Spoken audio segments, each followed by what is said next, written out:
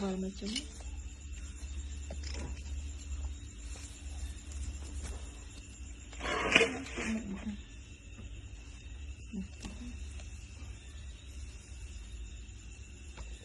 chẳng dừng cắt gì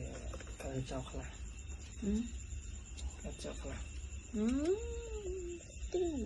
một tê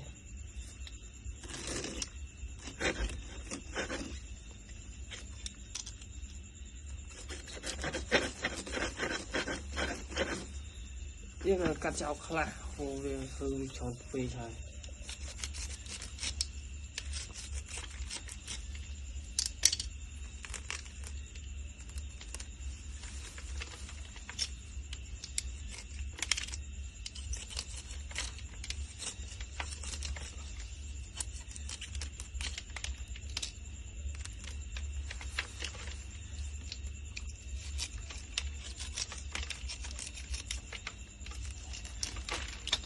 cả hai cục trâu đâm như quy vậy chơi là thầy chơi đã tục địa bàn nào thế này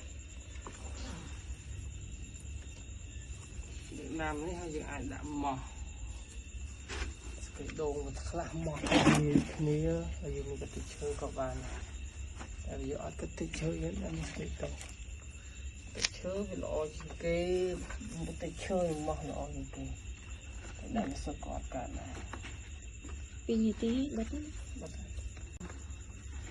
không có trong sạch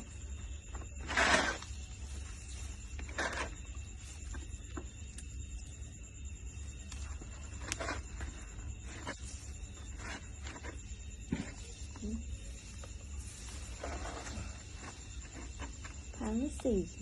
mình phải đá đi trong tủ thành thống trong tờ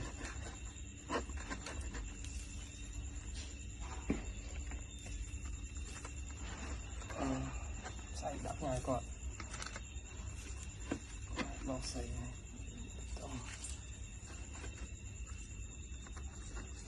phải vào chả